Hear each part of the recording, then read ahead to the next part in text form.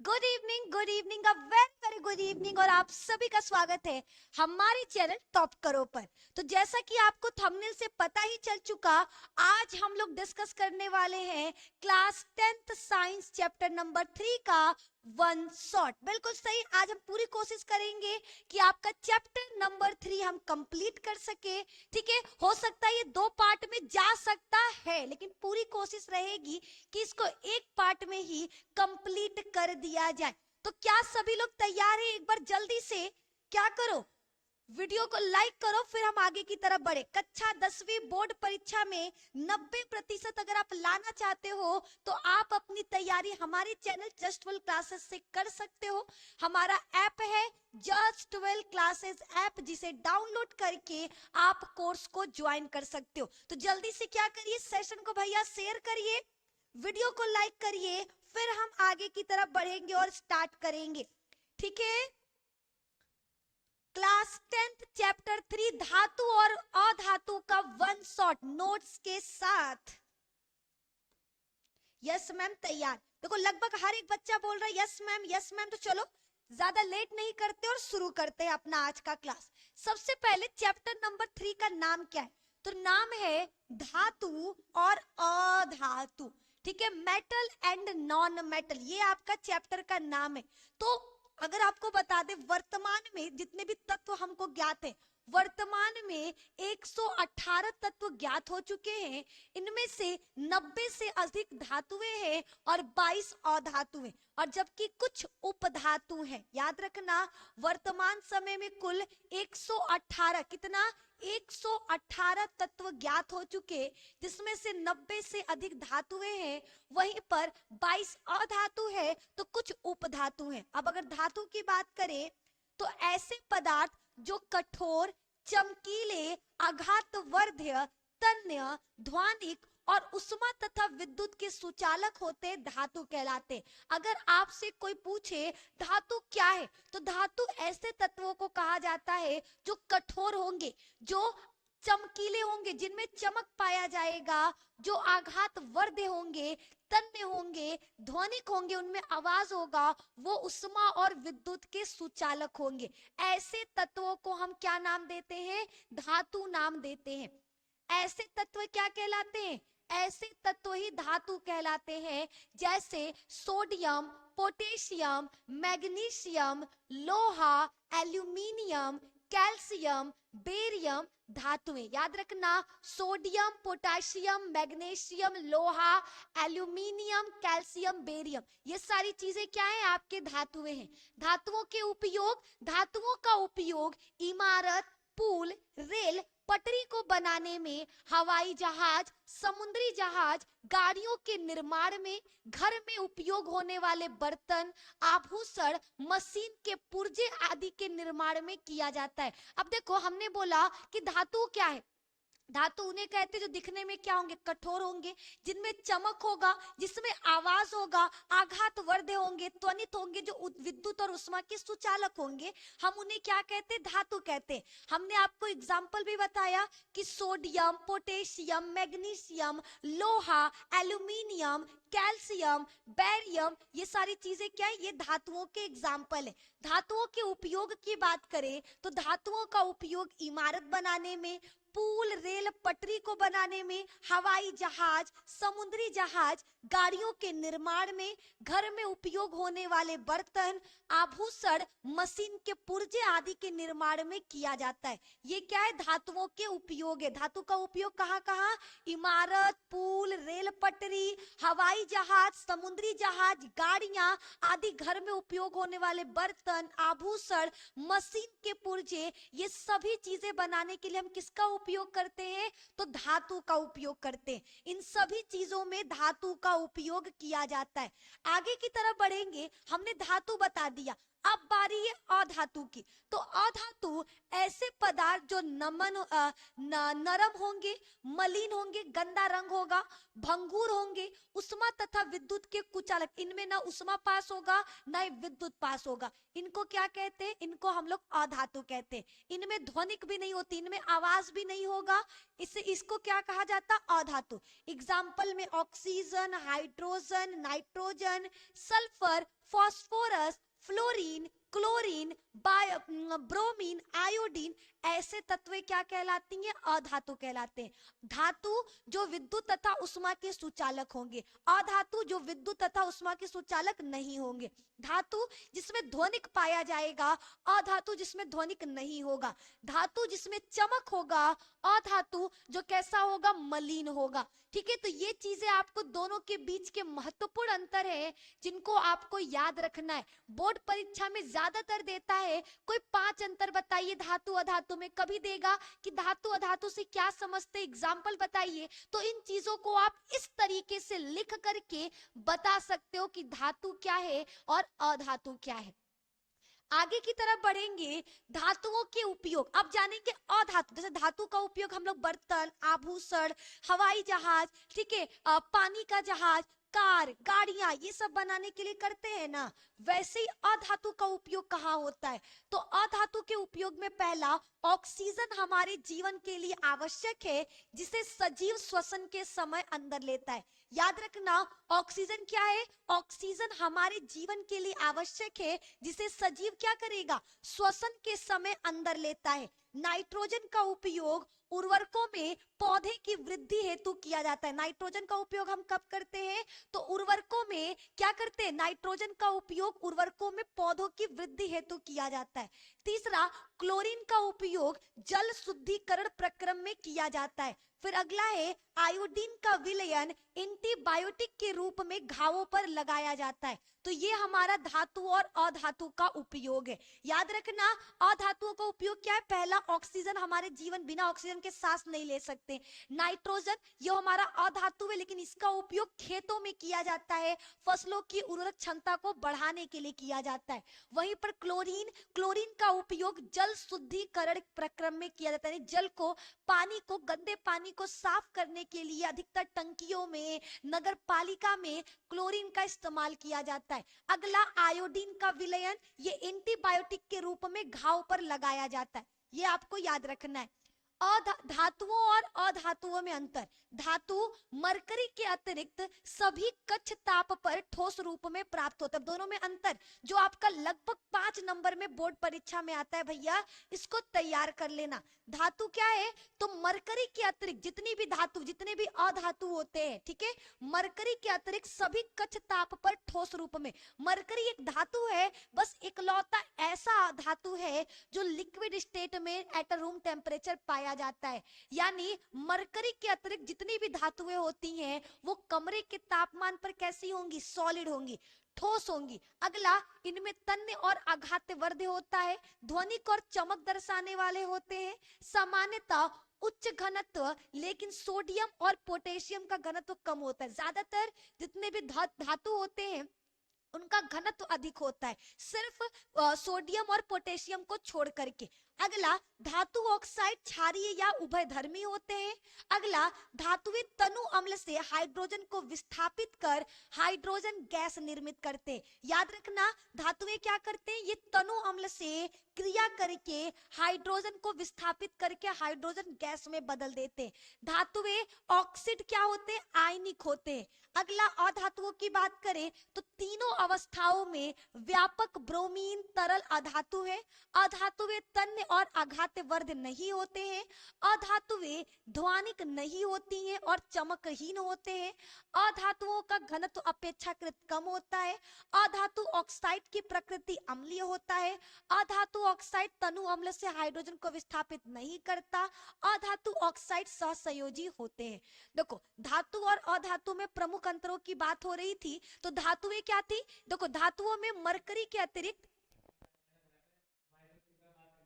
ठीक है हम एक बार बात कर लेंगे, ठीक है, धातुओं में याद रखना मरकरी के अतिरिक्त जितने भी आपके क्या होते हैं? धातु होते हैं, वो क्या होंगे? होंगे, ठोस पाए जाएंगे। अगला, और वहीं पर अगर बात करें अधातु की, तो अधातु तीनों अवस्था में पाई जाती है, कुछ ठोस भी है, कुछ द्रव भी और कुछ गैस भी है। आगे की तरफ तन्य और आघात वर्ध्य होते हैं, ये तन्य होते हैं, खींचा जा सकता है, आघात वर्ध्य होते हैं। अधातु तन्य और आघात वर्ध्य नहीं होते हैं, ठीक है। इनमें ध्वनिक, इसमें आवाज और चमक नहीं मिलेगा, किसमें, अधातु में, लेकिन धातु में मिलेगा, ठीक है। तो ये मुख्य अंतर है जिसको आपको याद रखना है। धातुओं का घनत्व अधिक होता है, अधातु का घनत्व क्या होता है, कम होता है। तो ये छोटी छोटी चीजें जो आपको बोर्ड एग्जाम में बढ़िया नंबर दिला सकता है। अब बढ़ेंगे धातु के भौतिक गुणों पर, ठीक है। धातु का भौतिक गुण क्या है, तो भौतिक स्थिति की बात करें तो धातुएं सामान्यतः ठोस तथा कठोर होते हैं। प्रत्येक धातु की कठोरता अलग अलग होती है, धातुओं का गलनांक अधिक होता है। याद रखना, धातुओं के भौतिक गुण की अगर बात करें तो धातुएं सामान्यतः कैसी होती हैं, ठोस तथा कठोर होती हैं। प्रत्येक धातु की कठोरता अलग, हर धातु का जो कठोरता है वो अलग अलग होता है। धातुओं का गलनांक अधिक होता है। नोट, अपवाद में मरकरी को छोड़कर सारी धातुएं कमरे के ताप पर ठोस अवस्था में पाई जाती हैं। यानी मरकरी को छोड़कर जितने भी धातु होते हैं वो क्या होंगे, कमरे के ताप पर ठोस अवस्था में मिलेंगे। गैलियम और सीजियम का गलनांक बहुत कम होता है, हथेली पर रखने पर ये धातुएं पिघलने लगती हैं। क्षारीय धातु लिथियम, सोडियम, पोटेशियम इतनी मुलायम होती है कि उनको चाकू से भी काटा जा सकता है। याद रखना, भौतिक स्थिति किसकी, धातु की बात हुई। धातु क्या होती है, सामान्यतः ठोस तथा कठोर होती हैं। प्रत्येक धातु की कठोरता अलग अलग होती है, लेकिन अपवाद में भी कुछ है। जैसे मरकरी, मरकरी को छोड़कर जितनी भी धातुएं होती हैं वो आपके किस में, वो आपके सॉलिड स्टेट में होते हैं। और गैलियम और सीजियम का गलनांक बहुत कम होता है, हथेली पर रखने पर ये धातुएं पिघलने लगती हैं। क्षारीय धातु जैसे लिथियम, सोडियम, पोटेशियम ये इतनी मुलायम होती हैं कि इनको आसानी से चाकू से काटा जा सकता है। इनका घनत्व और गलनांक भी क्या देखने को मिलेगा, कम देखने को मिलेगा। ये धातु के भौतिक गुण है। चमक, चमक क्या है, तो अपने शुद्ध रूप में धातु की सतह चमकदार होती है। धातु के इस गुण धर्म को ही धात्विक चमक कहते हैं। अगला, आघात वर्ध्यता, तो धातुओं को पीट कर पतली चादर बनाया जा सकता है, इस गुण धर्म को आघात वर्ध्यता कहते हैं। सोना तथा चांदी सबसे अधिक आघात वर्ध्य धातुएं हैं, ठीक है। आगे की तरफ तन्यता, धातु के पतले तार के रूप में खींचने की क्षमता को तन्यता कहा जाता है, ठीक है। धातु के पतले तार के रूप में खींचने की क्षमता को तन्यता कहते हैं। सोना सबसे अधिक तन्य धातु है, 1 ग्राम सोने से 2 किलोमीटर लंबा तार बनाया जा सकता है। चालकता, धातुएं उष्मा तथा विद्युत की सुचालक होती हैं। सिल्वर तथा कॉपर इसके अच्छे चालक हैं। नोट, अपवाद में लेड तथा मरकरी उष्मा के कुचालक है। जितने भी धातु होते हैं उनमें तन्यता, तन्यता का मतलब होता है पतले चादर में बदलना। तो याद रखना, सोना सबसे अधिक तन्य, इससे हम लोग लगभग इसके 1 ग्राम से 2 किलोमीटर लंबा तार बना सकते। चालकता, धातुएं उष्मा तथा विद्युत की क्या होती हैं, सुचालक होती हैं। सिर्फ अपवाद में लेड और मरकरी को छोड़ देना, ये उष्मा के कुचालक होते हैं। अगला, ध्वनि, सामान्यतः धातुएं कठोर सतह से टकराने पर एक विशेष आवाज उत्पन्न करती हैं जिसको हम ध्वनि कहते हैं। अब अधातुओं के भौतिक गुण की बात करें तो अधातुएं सामान्यतः या तो ठोस होते हैं या फिर गैस होते हैं। केवल ब्रोमीन एक अपवाद है जो कैसा मिलेगा, आपको द्रव देखने को मिलेगा। आगे, इनमें चमक नहीं होता, इनमें आघात वर्ध्यता, इनको पीटा नहीं जा सकता, ये भंगुर होते हैं, इनको पीटोगे तो तुरंत टूट के बिखर जाएंगे, ठीक है। ये तन्य नहीं होते हैं। चालकता, ये विद्युत तथा उष्मा के कुचालक होते। केवल कार्बन, कार्बन का अपरूप हीरा क्या होता है, उष्मा का सुचालक होता है। कार्बन का अपरूप ग्रेफाइट विद्युत का सुचालक होता है, ठीक है। अपवाद में आपको कार्बन याद रखना है कि कार्बन का जो अपरूप हीरा और ग्रेफाइट है, हीरा उष्मा का सुचालक है तो वहीं पर ग्रेफाइट विद्युत का सुचालक है। ये आपको क्या करना है, याद रखना है, ठीक है। अगला, धातुओं के रासायनिक गुणधर्म, धातुओं के रासायनिक गुणधर्म क्या है, पहला, धातुओं का वायु में दहन, वह रासायनिक प्रक्रम जिसमें पदार्थ ऑक्सीजन से अभिक्रिया करके उष्मा देता है, दहन कहलाता है। याद रखना, धातुओं के रासायनिक गुण की बात करें तो पहला है धातुओं का वायु में, धातुओं को अगर वायु में गर्म जलाया जाए ठीक है, तो वह रासायनिक प्रक्रम जिसमें पदार्थ ऑक्सीजन से अभिक्रिया करके उष्मा देता है दहन कहलाता है। तो सामान्यतः धातुओं को वायु में दहन चमकदार ज्वाला के साथ होता है तथा लगभग सभी धातुएं ऑक्सीजन के साथ मिलकर संगत धातु के ऑक्साइड बनाती हैं। याद रखना, जितने भी धातु हैं उनको अगर वायु में दहन किया जाए तो इनसे चमकदार ज्वाला निकलती है और ये धातुएं क्या करेंगी, ऑक्सीजन के साथ मिलकर के धातु का ऑक्साइड बनाती हैं। ठीक है, जैसे धातु प्लस ऑक्सीजन मिलेगा तो क्या बनेगा, धातु ऑक्साइड। उदाहरण में देखो, कॉपर है, ऑक्सीजन के साथ मिला तो ये क्या बनाया, कॉपर ऑक्साइड। एल्युमिनियम धातु है, ऑक्सीजन के साथ मिलेगा तो एल्युमिनियम ऑक्साइड। जितने भी धातु होते हैं वो ऑक्सीजन के साथ रिएक्ट करके मेटल ऑक्साइड, धातु ऑक्साइड बनाते हैं। अब धातु ऑक्साइड के क्या गुण है वो जान लो। तो सामान्यतः धातु ऑक्साइडों की प्रकृति क्षारकीय होती है। जितने भी हमारे क्या होते हैं, धातु के ऑक्साइड होते हैं, वो प्रकृति में कैसे होते हैं, वो प्रकृति में क्षारकीय होते हैं। ऑक्साइडों की प्रकृति क्षारकीय होने का तात्पर्य इनके अम्लों से क्रिया करके लवण तथा जल प्रदान करने से। देखो, जितने भी हमारे धातु ऑक्साइड होते हैं वो प्रकृति में क्षारकीय होते हैं। क्यों? क्योंकि इनकी प्रकृति क्षारकीय है, इसीलिए ये अम्लों से क्रिया करके क्या करते हैं, लवण और जल बनाते हैं। जब किसी मेटल ऑक्साइड का रिएक्शन हम किससे, अम्ल से कराते हैं तो हमको क्या प्राप्त होगा, तो भैया हमको इनको अम्ल से क्रिया कराने पे लवण और जल मिलेगा, ये आपको याद रखना है। लेकिन एल्युमिनियम ऑक्साइड, जिंक ऑक्साइड जैसे कुछ धातु ऑक्साइड अम्लीय तथा क्षारकीय दोनों प्रकार के व्यवहार दर्शाते हैं। अम्ल तथा क्षारक के साथ एल्युमिनियम ऑक्साइड निम्न प्रकार से अभिक्रिया करता है। देखो, अगर हम एल्युमिनियम ऑक्साइड का रिएक्शन अम्ल से कराएंगे तो AlCl3 और जल बाहर निकाल रहा है। वहीं पर Al2O3 यानी हमारा जो एल्युमिनियम ऑक्साइड, उसका रिएक्शन किसी क्षार के साथ कराएंगे तो सोडियम एल्यूमिनेट प्राप्त होगा और जल निकालेगा। अधिकांश धातु ऑक्साइड जल में अघुलनशील होते हैं, लेकिन इनमें से कुछ जल में घुलकर क्षार प्रदान करते हैं। सोडियम ऑक्साइड एवं पोटेशियम ऑक्साइड निम्न प्रकार से जल में घुलकर क्षार प्रदान करता है। यानी कुछ ऐसे भी हमारे धातु ऑक्साइड है जो जल में घुलकर क्या करते हैं, क्षार देते हैं। जैसे हमारा NaTO यानी आपका सोडियम ऑक्साइड जल के साथ मिलकर सोडियम हाइड्रोक्साइड दे रहा है। पोटेशियम ऑक्साइड जल के साथ मिलकर के पोटेशियम हाइड्रोक्साइड दे रहा है। ठीक है, उभयधर्मी ऑक्साइड किसे कहते हैं, तो ऐसे धातु ऑक्साइड जो अम्ल तथा क्षारक दोनों से अभिक्रिया करके लवण तथा जल देते हैं, उनको क्या कहते हैं, उभयधर्मी ऑक्साइड कहते हैं। यानी ऐसे धातु ऑक्साइड जो अम्ल से भी रिएक्शन करेगा और क्षार से भी करेगा, दोनों से अभिक्रिया करके लवण और जल देता है, इसी को उभयधर्मी ऑक्साइड कहा जाता है। धातुओं की ऑक्सीजन के साथ अभिक्रियाशीलता, धातुएं ऑक्सीजन के साथ विभिन्न प्रकार से अभिक्रियाशीलता प्रदर्शित करती हैं। पोटेशियम तथा सोडियम जैसी कुछ धातुएं इतनी तेजी से अभिक्रिया करती हैं कि खुले में रखने पर आग पकड़ लेती हैं। याद रखना, धातुएं क्या कर रही हैं, ऑक्सीजन के साथ विभिन्न प्रकार से अभिक्रियाशीलता प्रदर्शित करती हैं। पोटेशियम और सोडियम जैसी धातुएं, ठीक है, इतनी तेजी से अगर हवा में इनको रखोगे ना तो बहुत तेजी से आग पकड़ लेंगी। सिल्वर और गोल्ड अत्यंत अधिक ताप पर भी ऑक्सीजन के साथ अभिक्रिया नहीं करते। सामान्य ताप पर मैग्नीशियम, एल्युमिनियम, जिंक, लेड आदि जैसे धातुओं की सतह पर ऑक्साइड की पतली परत चढ़ जाती है। ऑक्साइड की ये परत धातुओं को पुनः ऑक्सीकरण यानी ऑक्सीजन से क्रिया से सुरक्षित रखता है। याद रखना, सामान्य ताप पर जो हमारा पोटेशियम है, एल्युमिनियम है, जिंक है, लेड है, ये धातु क्या करती हैं, इनकी सतह पर ऑक्साइड का एक परत चढ़ जाता है और ये परत क्या करेगा, धातुओं को पुनः ऑक्सीकरण से बचाता है। ये क्या करता है, ये धातुओं को पुनः ऑक्सीकरण से बचाता है। इसका स्क्रीनशॉट ले लीजिए। ठीक है, जिनको भी स्क्रीनशॉट लेना है वो क्या कर सकता है, इसका स्क्रीनशॉट ले सकता है। हमने अभी तक में जो जो चीजें बताई हैं एक बार क्या करने वाले, वापस से रिवाइज भी करेंगे। ठीक है, पहले एक बार धातु और धातु का डेफिनेशन समझ लो कि आपको हमेशा के लिए याद हो जाए। ठीक है, धातु किसे कहते हैं और अधातु किसे कहते हैं, ध्यान से समझो। चलिए पहले स्टार्ट करते हैं धातु। धातु क्या है,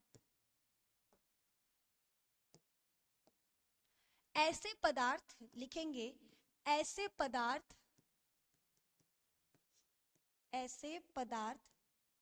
जो कठोर,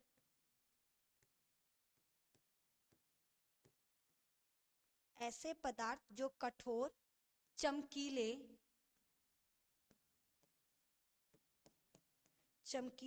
आघातवर्ध,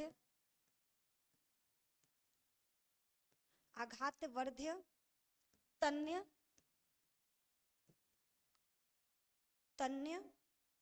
ध्वनिक,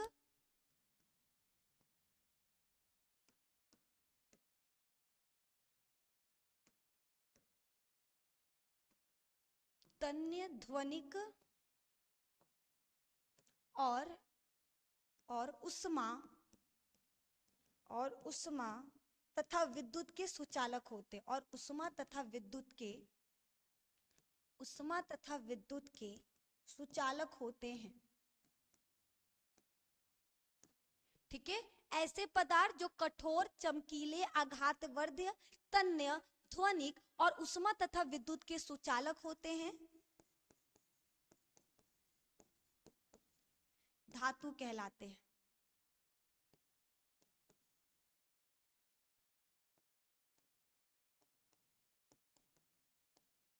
ठीक है, उदाहरण में क्या क्या लिख सकते हैं, कुछ एग्जाम्पल बता सकते हैं आप लोग। सोडियम, पोटेशियम, कैल्शियम आदि। ठीक है, अधातु का भी लिख दिया जाए। अब एक तरफ अधातु किसे कहा जाता है जान लो। अधातु लिखेंगे ऐसे पदार्थ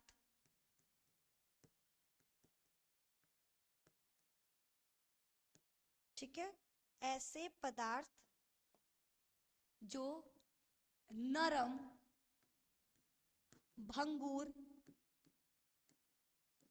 मलिन एवं विद्युत तथा उष्मा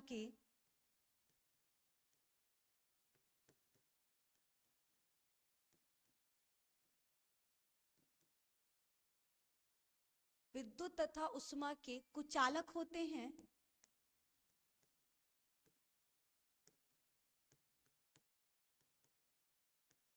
अधातु कहलाते हैं।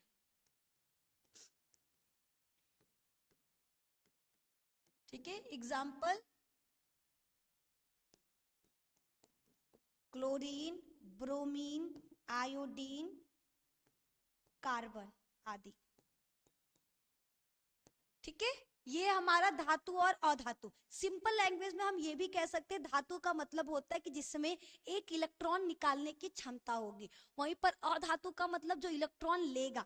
ठीक है, धातु जो इलेक्ट्रॉन देगा उसे कहते हैं। सिंपल शब्दों में अगर कोई पूछे कि धातु और अधातु में एक महत्वपूर्ण अंतर क्या है, धातु इलेक्ट्रॉन त्यागता है, धातु इलेक्ट्रॉन त्यागता है, जबकि अधातु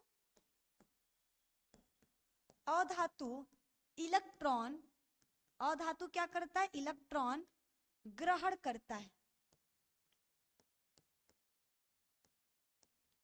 इलेक्ट्रॉन ग्रहण करता है। ये आपका हो गया कंप्लीट। ठीक है, आगे की तरफ बढ़ेंगे।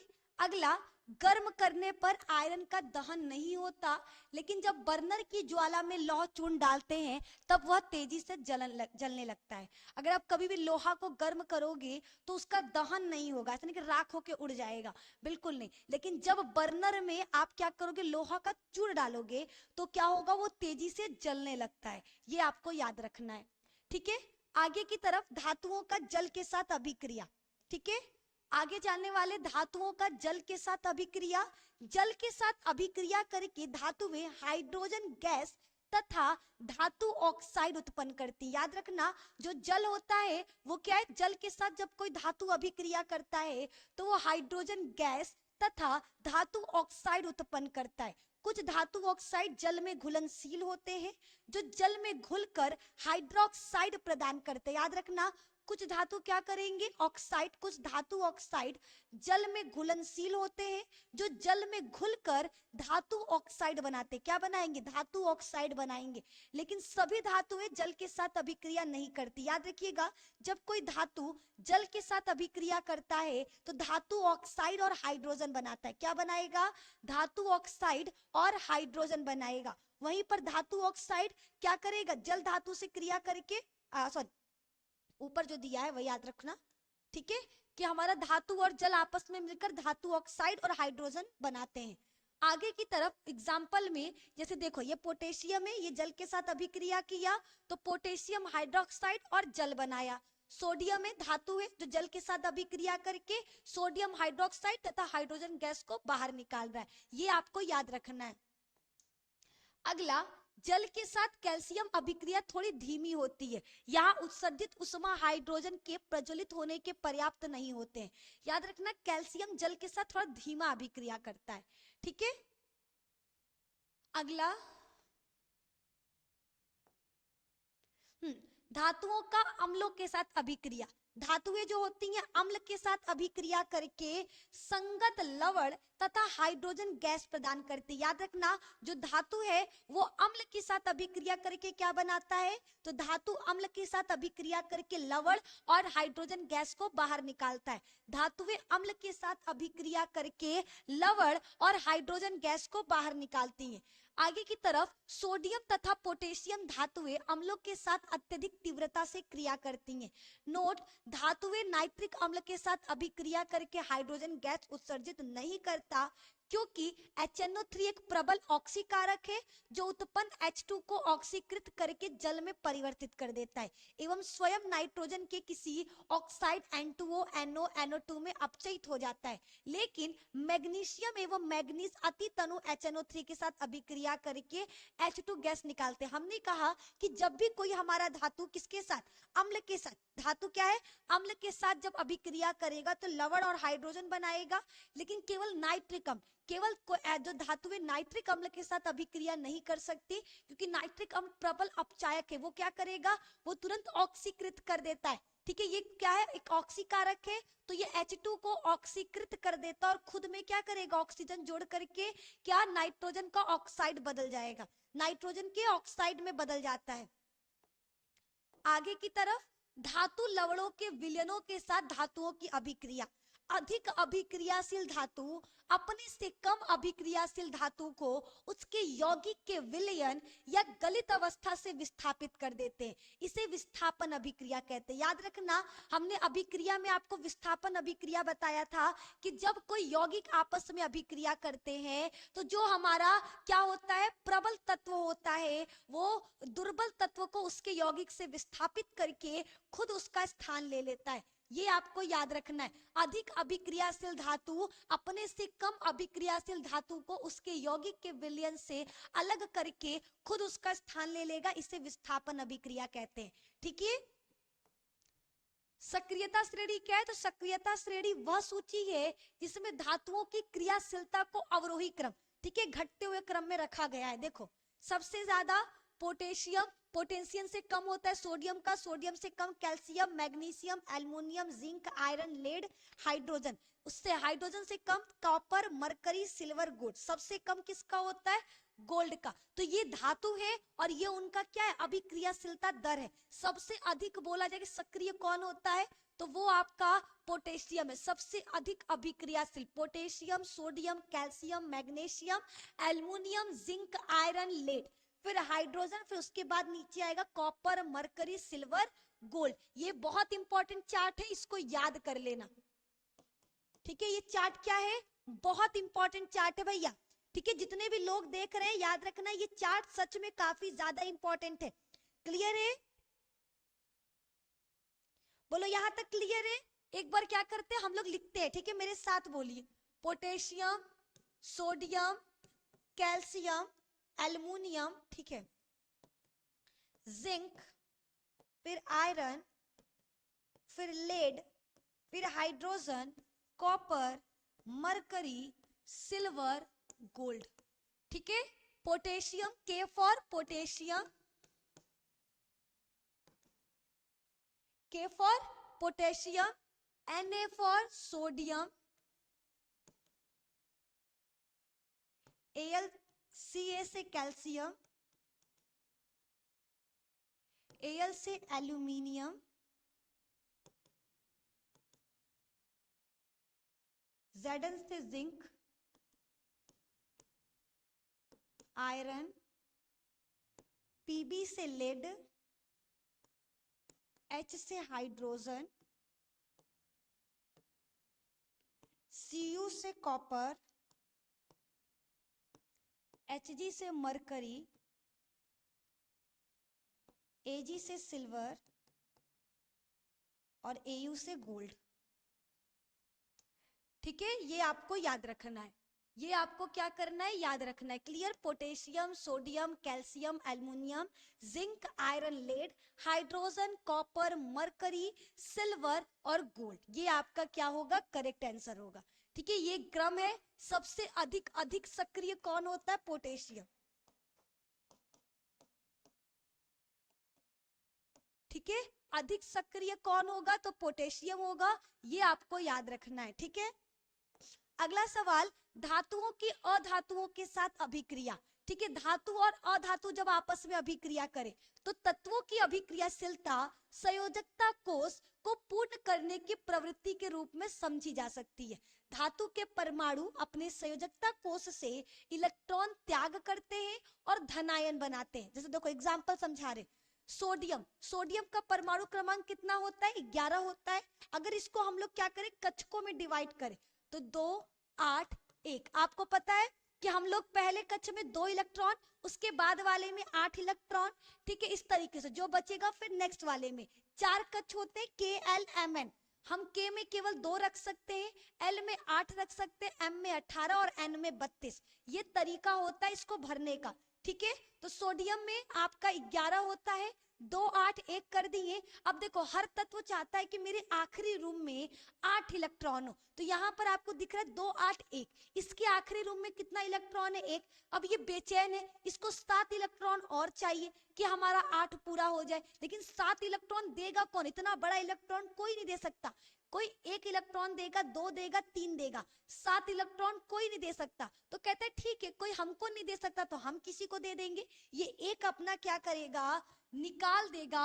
तो अब इसके आखिरी कक्ष में क्या हो गए, 1 इलेक्ट्रॉन, और 1 इलेक्ट्रॉन निकाल दिया तो अब इसके ऊपर प्लस चार्ज। जो देता है उस पे प्लस चार्ज होगा और जो लेता है उस पर नेगेटिव चार्ज। देखो क्लोरीन का जो परमाणु क्रमांक होता है 17। हमने कहा पहले कक्ष में 2, दूसरे में 8, 2, 8, 10 हो गया, बचा कितना, 7। अब देखो हर तत्व चाहता है कि मेरे आखिरी कक्ष में 1 इलेक्ट्रॉन 8 इलेक्ट्रॉन हो।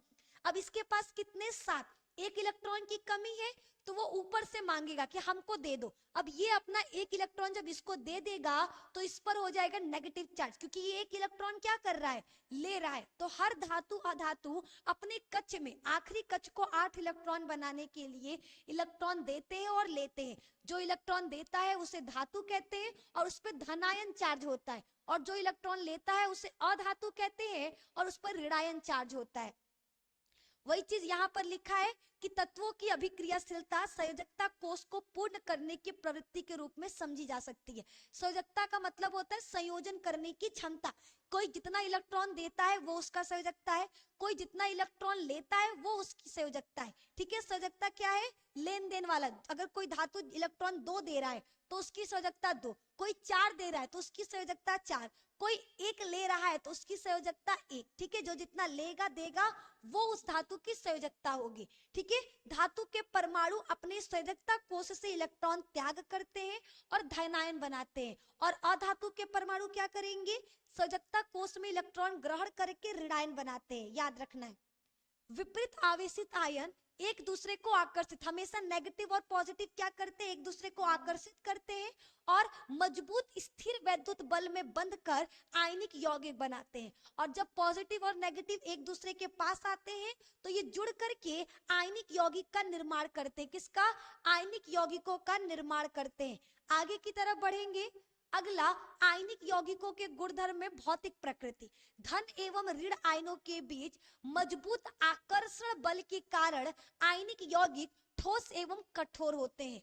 ये यौगिक सामान्यतः भंगुर होते हैं तथा दाब डालने पर टूट जाते हैं। जितने भी आयनिक यौगिक नेगेटिव और पॉजिटिव के मिलने से कौन सा यौगिक बनता है? आयनिक यौगिक बनता है। ये अयौगिक धन और ऋण आयन दोनों से मिलकर बने होते हैं। उन दोनों के बीच में मजबूत आकर्षण बल होता है। और याद रखना, जो आयनिक ठोस होते हैं वो ठोस होंगे, कठोर होंगे, लेकिन सामान्यतः भंगुर होते हैं। ज्यादा दबाव डालोगे टूट जाएंगे। गलनांक एवं क्वथनांक की बात करें तो आयनिक यौगिकों का गलनांक एवं क्वथनांक बहुत अधिक होता है, क्योंकि इनमें मजबूत अंतर आयनिक आकर्षण को तोड़ने के लिए ऊर्जा की पर्याप्त मात्रा की आवश्यकता होती है। घुलनशीलता, तो वैद्युत संयोजक यौगिक सामान्यतः क्या होंगे? जल में घुलनशील, केरोसिन, पेट्रोल आदि जैसे विलायकों में अविलेय होते हैं। विद्युत चालकता की बात करें तो ठोस अवस्था में आयनिक यौगिक विद्युत का चालन नहीं करते, क्योंकि ठोस अवस्था में दृढ़ संरचना के कारण आयनों की गति संभव नहीं होती। लेकिन गलित या जलीय अवस्था में आयन स्वतंत्र रूप से गमन करते हैं एवं विद्युत का चालन करते हैं। याद रखना, विद्युत चालकता क्या है? तो ठोस अवस्था में आयनिक यौगिक विद्युत का चालन नहीं करते, क्योंकि ठोस अवस्था में दृढ़ संरचना के कारण आयनों की गति संभव नहीं होती। लेकिन गलित या जलीय अवस्था में आयन स्वतंत्र रूप से गमन करते हैं, विद्युत का चालन करते हैं। ये आपको याद रखना है। अगर हमारा जो आयनिक यौगिक है वो ठोस अवस्था में रहेगा तो उसमें करंट फ्लो नहीं होगा, लेकिन जैसे ही उस आयनिक यौगिक को पानी में डाल देंगे तो उसका जो जलीय विलयन होगा, पानी में मिलने के बाद, घुलने के बाद जो हमको प्राप्त होगा वो विद्युत का सुचालक होगा, उसमें करंट फ्लो हो सकता है। आगे की तरफ धातुओं की प्राप्ति, तो पृथ्वी की भूपर्पटी धातुओं का मुख्य स्रोत। धातु कहाँ से मिलते हैं? तो धातु जो है पृथ्वी के भूपर्पटी से प्राप्त होते हैं। खनिज, पृथ्वी की भूपर्पटी में प्राकृतिक रूप से पाए जाने वाले तत्वों या यौगिकों को खनिज कहते हैं। खनिज किसे कहते हैं? तो पृथ्वी की भूपर्पटी में प्राकृतिक रूप से जो तत्व पाए जाते हैं उन्हें खनिज कहते हैं। अयस्क, कुछ स्थानों पर खनिज में कोई विशेष धातु काफी मात्रा में होती है जिसे निकालना लाभकारी होता है, इन खनिजों को अयस्क कहते हैं। अयस्क किसे कहा जाता है? तो कुछ स्थान पर खनिजों में कोई विशेष धातु काफी मात्रा में होती है जिसे निकालना लाभकारी होता है, इन्हीं को हम क्या कहते हैं? जिससे आसानी से, सिंपल सा, जिससे आसानी से खनिज निकल जाए उनको हम लोग क्या कहते हैं? अयस्क कहते हैं। आगे धातुओं का निष्कर्षण, अभिक्रियाशीलता के आधार पर हम धातुओं को निम्न 3 वर्गों में बांटते हैं। निम्न अभिक्रियाशील धातु, मध्यम अभिक्रियाशील धातु और उच्च अभिक्रियाशील धातु। प्रत्येक वर्ग में आने वाले धातुओं को प्राप्त करने के लिए विभिन्न तकनीकों का उपयोग किया जाता है। ठीक है, अलग अलग तकनीक है जिनसे हम लोग धातु को निकालते हैं। तो सक्रियता श्रेणी में नीचे आने वाले धातुएं सबसे कम अभिक्रियाशील होती हैं, ये स्वतंत्र अवस्था में पाई जाती हैं। उदाहरण के लिए गोल्ड, सोना, चांदी, प्लेटिनम, कॉपर, ये स्वतंत्र अवस्था में आपको देखने को मिलेगा। कॉपर एवं सिल्वर अपने सल्फाइड या ऑक्साइड के अयस्क रूप में संयुक्त अवस्था में पाए जाते हैं। वहीं पर सक्रियता श्रेणी में सबसे ऊपर की धातु potassium, sodium, calcium, magnesium, aluminium, ये अधिक अभिक्रियाशील धातु होती हैं। ये कभी कभी स्वतंत्र रूप में नहीं, ये कभी भी स्वतंत्र तत्व के रूप में नहीं मिलेंगी। अयस्क से शुद्ध धातु का निष्कर्षण निम्न चरणों में। अब देखो, जितने भी हमारे अधिक सक्रियशील धातु हैं ये हमें स्वतंत्र अवस्था में नहीं मिलेंगे, इनको निकालना पड़ता है उनके अयस्क से। और निकालने के कुछ तरीके हैं, जिसमें से पहला है अयस्कों का समृद्धिकरण। ठीक है, पृथ्वी से खनिज अयस्कों में मिट्टी, रेत आदि जैसी कई अशुद्धियां होती हैं जिन्हें हम लोग क्या कहते हैं? गैंग कहते हैं। तो खनिज में जो अशुद्धियां होती है ना, उन्हें गैंग के नाम से जाना जाता है। अयस्कों से गैंग को हटाने के लिए जिन प्रक्रियाओं का उपयोग होता है वो अयस्क एवं गैंग के भौतिक या रासायनिक गुणधर्मों पर आधारित होते हैं। इस पृथक्करण के लिए विभिन्न तकनीक अपनाई जाती है। आगे सक्रियता श्रेणी में नीचे आने वाली धातुओं का निष्कर्षण। इन धातुओं के ऑक्साइडों को केवल गर्म करने से ही धातु प्राप्त की जा सकती है। उदाहरण के लिए सिनेबा मरकरी का एक अयस्क है। वायु में गर्म करने पर यह सबसे पहले मर्फ्यूरिक ऑक्साइड HgO में परिवर्तित होता है और अधिक गर्म करने पर मर्क्यूरिक ऑक्साइड मरकरी में अपचयित हो जाता है। याद रखना, ठीक है, ये हमारा सबसे पहले क्या था, मरकरी सल्फाइड था, जिसको हम लोगों ने वायु की उपस्थिति में गर्म किया तो ये मरकरी ऑक्साइड बना लिया। अब इसके ऑक्साइड को जब गर्म करते हैं तो मरकरी अलग निकल जाएगा और ऑक्सीजन गैस अलग, तो इससे हमको क्या हुआ, शुद्ध मरकरी मिल जाएगा। तो किसी भी धातु को शुद्ध रूप से निकालने के लिए हम इस तरीके का इस्तेमाल कर सकते हैं। अगला है सक्रियता श्रेणी में मध्य में स्थित धातुओं का निष्कर्ष, जो मध्य में है। प्रकृति में यह प्रायः सल्फाइड या कार्बोनेट के रूप में पाई जाती हैं। सल्फाइड या कार्बोनेट की तुलना में धातु को उसके ऑक्साइड से प्राप्त करना अधिक आसान है। तब कार्बोनेट और सल्फाइड को सबसे पहले किस में बदला जाता है, ऑक्साइड में। देखो जो सबसे पहले था, जो हमारा सबसे नीचे के तत्व होते हैं वो स्वतंत्र अवस्था में मिल जाएंगे। जो हमारा सबसे ऊपर का तत्व होता है वो आपका क्या होगा, अपने किस रूप में, अयस्क में मिले होते, गैंग के साथ, गंदगी के साथ मिले होते, जिनको गर्म करके ऑक्सीजन की उपस्थिति में गर्म करके अलग किया जाता है। और जो हमारे बीच वाले तत्व होते हैं ये क्या होते हैं, प्रायः सल्फाइड या कार्बोनेट के रूप में पाए जाते हैं। ठीक है, तो इनको अलग करने के लिए सबसे पहले क्या किया जाएगा, इनको ऑक्साइड में बदलेंगे, क्योंकि ऑक्साइड में किसी भी तत्व को आसानी से निकाला जा सकता है। तो सबसे पहले इनको ऑक्साइड में बदलना होगा। तो पहला तरीका है भर्जन। सल्फाइड अयस्क को वायु की उपस्थिति में अधिक ताप पर गर्म करने पर यह ऑक्साइड में परिवर्तित हो जाता है। इस प्रक्रिया को भर्जन कहते हैं। देखो देखो, जिंक सल्फाइड था, ऑक्सीजन की उपस्थिति में गर्म किए, ये ZnO यानी क्या हुआ, जिंक ऑक्साइड बना लिया, तो ये हमारा भर्जन कहलाएगा। अगला निस्तापन। कार्बोनेट अयस्क को सीमित वायु में अधिक ताप पर गर्म करने से यह ऑक्साइड में परिवर्तित हो जाता है। जब कोई कार्बोनेट अयस्क होगा तो उसको कम मात्रा में वायु की उपस्थिति में गर्म किया जाए तो वो किस में बदल जाता है, ऑक्साइड में बदल जाएगा। इसको ZnCO3 जिंक कार्बोनेट था, इसको गर्म किए हम लोग वायु की कम मात्रा में तो ये जिंक ऑक्साइड में बदल गया। ठीक है, आगे अपचयन। कार्बन जैसे उपयुक्त अपचायक का उपयोग कर भर्जन या निस्तापन से प्राप्त धातु ऑक्साइडों से धातु प्राप्त की जाती है। उदाहरण के लिए जब जिंक ऑक्साइड को कार्बन के साथ गर्म किया जाता है तो जिंक अलग निकल जाएगा। अब हमने ऑक्साइड में तो बदल दिया, निस्तापन और भर्जन क्या है, भर्जन का मतलब है जब किसी तत्व के सल्फाइड को ऑक्सीजन की उपस्थिति में गर्म करते हैं तो उसे भर्जन कहेंगे। और जब किसी धातु के कार्बोनेट को वायु की कम मात्रा में या फिर वायु की अनुपस्थिति में गर्म किया जाता है तो उसे निस्तापन कहते हैं। दोनों ही तरीके से हमको क्या मिलता है, धातु को ऑक्साइड, और जैसे ही धातु का ऑक्साइड मिलता है हम उसको कार्बन के साथ गर्म करेंगे तो हमको क्या मिल जाएगा, धातु मिल जाएगा। अगला, धातु निष्कर्षण में विस्थापन अभिक्रियाएं अत्यधिक उष्माक्षेपी होती हैं। इसमें उत्सर्जित उष्मा की मात्रा इतनी अधिक होती है कि धातुएं गलित अवस्था में प्राप्त होती हैं। आयरन ऑक्साइड के साथ एल्युमिनियम की अभिक्रिया का उपयोग रेल की पटरी एवं मशीनी पुर्जों को, दरारों को जोड़ने के लिए किया जाता है। इस अभिक्रिया को थर्मिट अभिक्रिया, थर्मिट अभिक्रिया का मतलब क्या है कि जब हमारा आयरन ऑक्साइड और एल्युमिनियम आपस में अभिक्रिया करते हैं तो लिक्विड हमको प्राप्त होता है, आयरन और एल्युमिनियम ऑक्साइड का, जिसका उपयोग रेल की पटरी, कोई भी लोहे की चीज जो टूटी है उसको जोड़ने में किया जाता है। आगे, सक्रियता श्रेणी में सबसे ऊपर स्थित धातुओं का निष्कर्षण। इन धातुओं को विद्युत अपघटनी अपचयन द्वारा प्राप्त किया जाता है। उदाहरण के लिए सोडियम, मैग्नीशियम, कैल्शियम और उनके गलित क्लोराइड को विद्युत अपघटन से प्राप्त किया जाता है। कैथोड पर धातुएं निक्षेपित हो जाती हैं। ठीक है, देखो सोडियम को निकालने के लिए क्या करेंगे, जब उसमें हम लोग कैथोड का धातु डालेंगे तो वो कहां पर, वो आपका कैथोड पर क्या हो जाएगा, चिपक जाएगा, जिससे हम धातु को फिर निकाल लेंगे। आगे की तरफ इसी प्रकार एल्युमिनियम ऑक्साइड के विद्युत अपघटनी अपचयन से एल्युमिनियम प्राप्त किया जाता है। क्लियर, आगे की तरफ बढ़ो। धातुओं का परिष्करण।